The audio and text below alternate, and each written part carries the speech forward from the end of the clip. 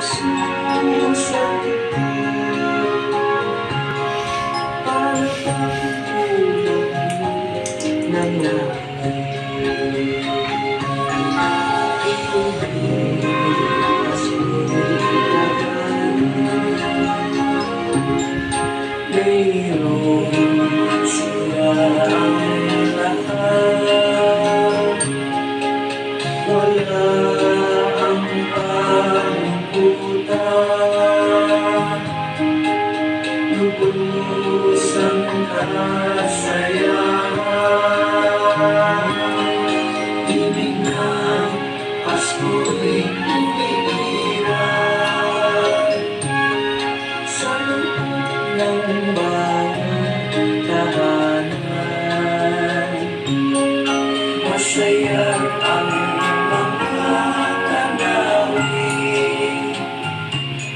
may awit ang simoy ng hangin. Ilipas ko'y laganap, mayroon sila ang lakas.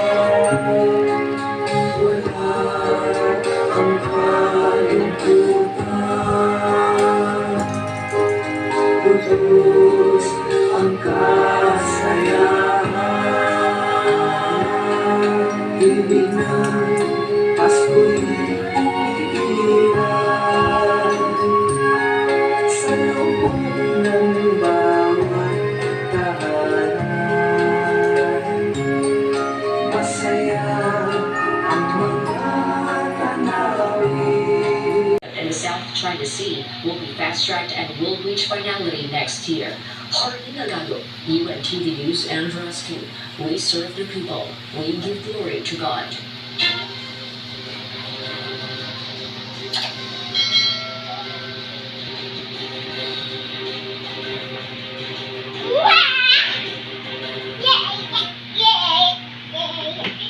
Huwag malikot anak, papawisan yung likod mo.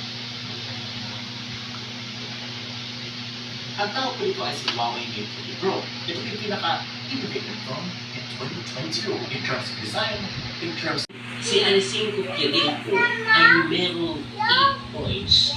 Pangalawa naman po si Hans Mokniman with 7.5. Tapos from 3rd place hanggang 9th place, marami po sila 7 pointers. Ayan po ang nangyayari. Ang matindi sa last round po, magkalaban. Ito pong si Alisin Kukirin at Hans Mokniman. Ibig sabihin, kung sino pong manalo dito, champion na. Ito naman pong si Kiril, tabla na lang kailangan nito. Ano po ba ang nangyari dito? Yan po ang ating tututupan. Samahan niyo po ako mga kaya.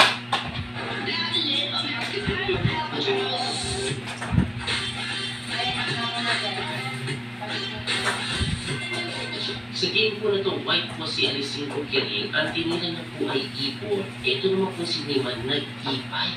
Nag-E3, Knight C6, Bishop C4, Knight F6, E3, Bishop C5, tapos E4. So, ito po yung tinatawag ng Yuko Pianissimo. Yung A4 po, medyo agresibo po na tira, no? May mga idea po yung later po, C3, B4, tatrapin yung Bishop. May mga ganun pong play yan eh. Ang ginawa po dito ni Neyman, E6 lang, pagka C3, kaya na nga po, tatrapin po yung Bishop, kaya nag-A5 si Neyman dito. Pagka E5, nag-task Galing yan. Nabigyan ako ni mama ng very good kasi ako eh. Hindi nag-aaway ang akin si mama. Okay. Nag-iwan na. Ito pong puti, bumundo po yan, ilalagay sa possible open file kasi lang may mga possible D4 and at the same time, pagka Bishop E6 kasi nito, Knight BD2, ito pong Knight na yan, bukod po sa lumilipensa sa Bishop. Later on, may mga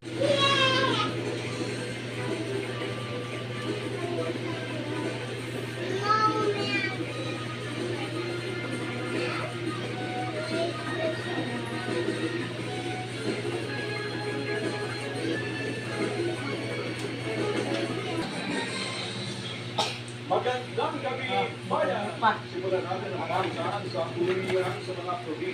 Halika dito, Jay. Baka napapawisan ka.